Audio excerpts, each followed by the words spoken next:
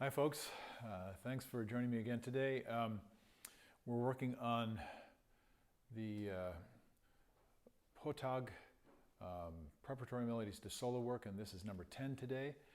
And I'm going to practice through this one. And you can kind of practice with me. Feel free to stop the video and work for a little bit and then go back to it. That's sometimes a good way to work. Try some things. You can't learn to play the trumpet by watching somebody else do it, although you can learn some things that might be helpful to you. You can't learn how to play the trumpet by listening to someone else do it, although you may get some really good ideas and some good direction from that. You can only learn the trumpet by doing it.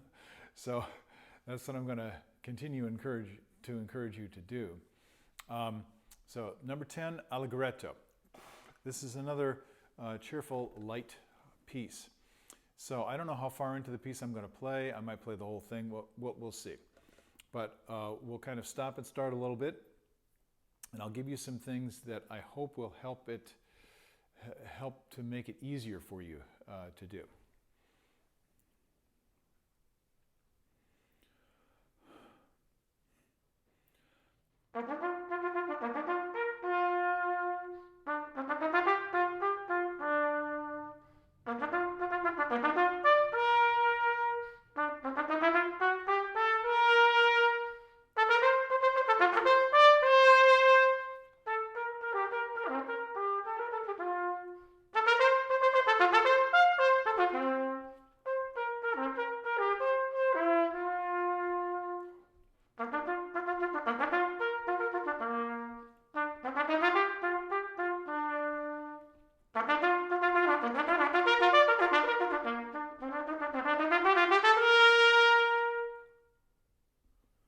Okay, kind of a cheerful little tune.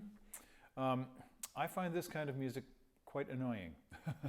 And the reason is there's always, for me, there's always a little bit of a conflict between flow and openness and resonance and this very, very precise kind of articulation. Of course, that's something I'm still working on and trying to work out for myself. Now that may sound funny to you because it probably sounded okay, when I played it. And I hope there's some good things that you can try to emulate if you're a developing player.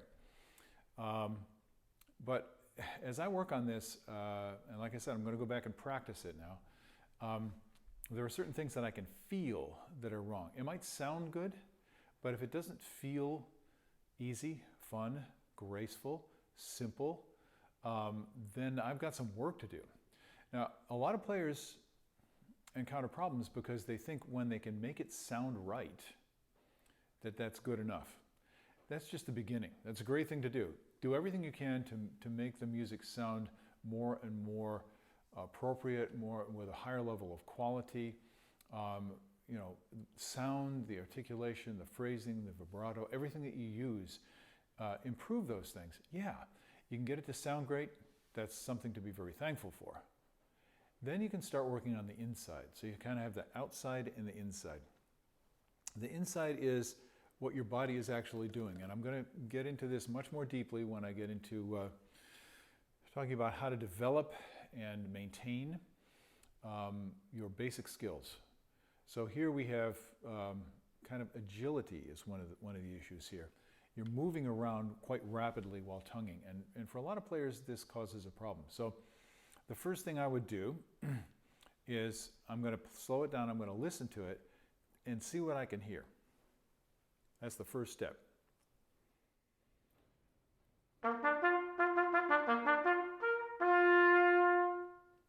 Okay, is that the dynamic I want to play? Well, at first it doesn't really matter. At first I'm just trying to get comfortable, like I said. And that felt pretty comfortable, so now I'm going to try it quieter.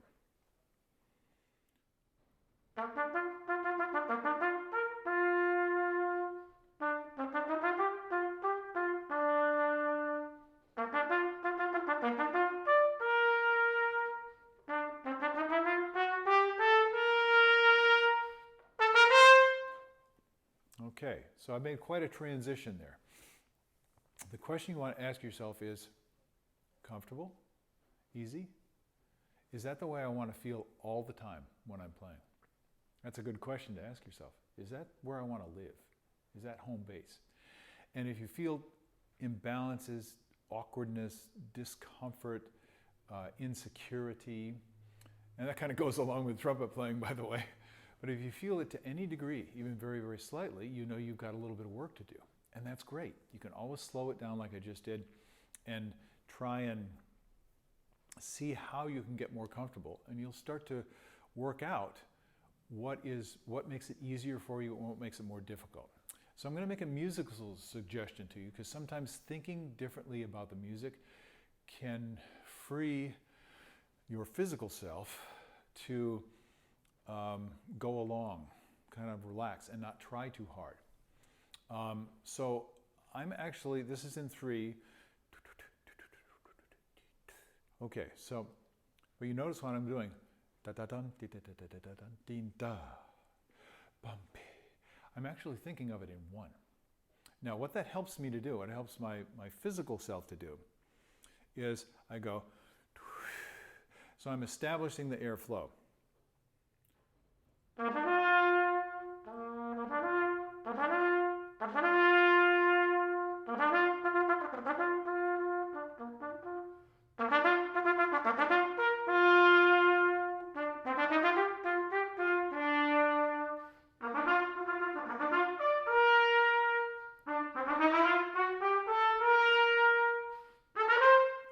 You see how that kind of motion can help you? Because now instead of da da da da da da da, your body is thinking. You're hearing and feeling where you're going to. I find this really, really helpful. And you can do it at any tempo. You can do it in any situation. Now, something that I use a lot, and if you've been watching these videos, you know this. I'll use the old Chicago school suggestion, sing, buzz, play. And what I'm trying to do, especially when I sing and buzz,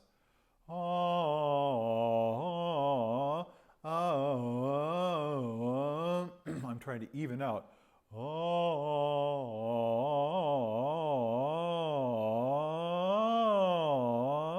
Keep the resonance exactly the same, balanced. Listen to the sound.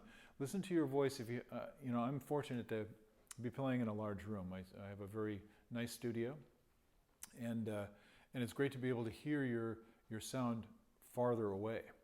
If you're in a smaller room or a very dead room, imagine the larger room. See, even if you're in an enclosed space, like one of those winger practice rooms, hyper insulated for sound, and it sounds like there's no resonance, there's no reinforcing sound, and that can make one really, really tighten up. So again, this idea that you might have in your mind, feel that the wall just opened up in that practice room or in your space wherever you are. And now you're playing outside, and there's a nice forest there, and you can hear your sound echoing out in the trees. You see, now that may sound kind of, fuzzy, but actually, you try it and you'll see how all these little things help your body to relax and open up. So when you're getting stuck in, kind of in the nitty gritty of working out the physical, how do I do this and how do I get it to sound right? Try some simple things that help your body to go like, oh, I get that. Let the sound go out. So that's really, really important. So singing, buzzing, we've done this before. It's another way of hearing the timbre.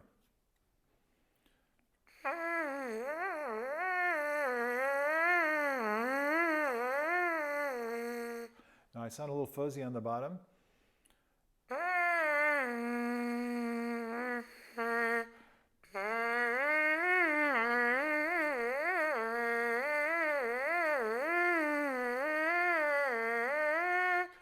And I'm going to go into buzzing in more detail. It's a very, very important subject, and it's a subject that's widely misunderstood, and there's a lot of controversy about it.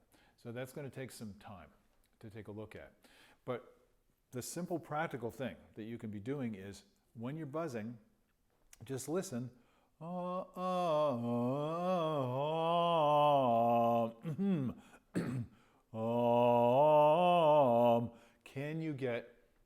complete freedom in the vibration, all the overtones in the sound. Can you get that little sizzle in the sound? Don't force it. Just let it come into focus. This is one of the most important things in trumpet playing. And the trumpet makes it much easier, thankfully, to do that. And that's one reason why buzzing is good. But that's all I'm really doing when I'm moving. Now you see, doing that quickly is difficult. And what most people tend to do is this.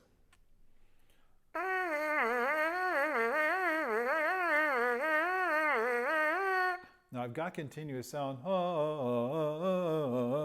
You see how I'm notching the notes? Don't do that. You don't need to.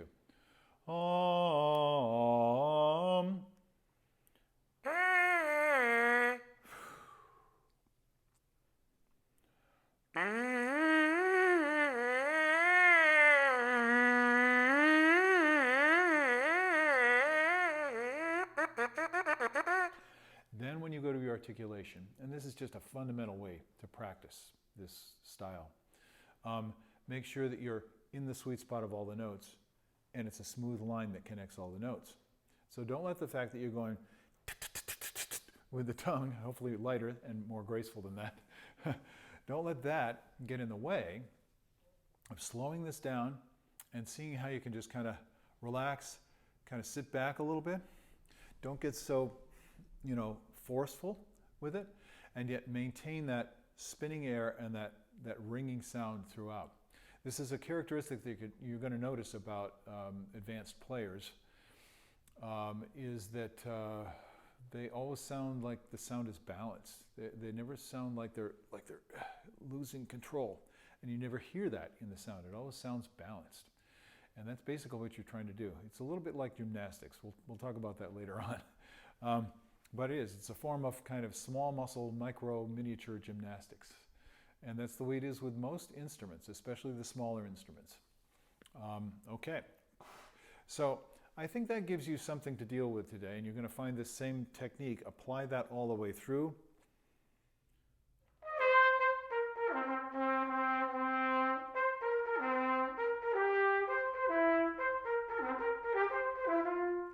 See, that's a good example of what I'm talking about.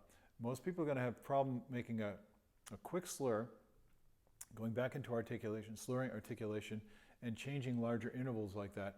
But all you need to aim at is slow it down and keep your sound connected at first and stay in the resonant sweet spot. And if you make a miscalculation on the note,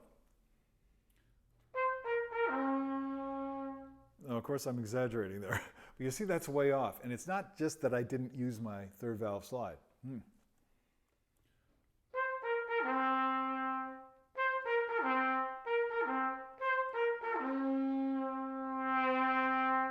I'm just not letting the air flow. It's all based on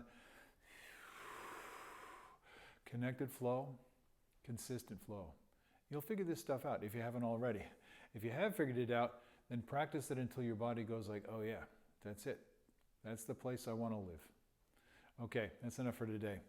Go and spend some time practicing and put some of these things into use. And I will see you later on. Bye-bye.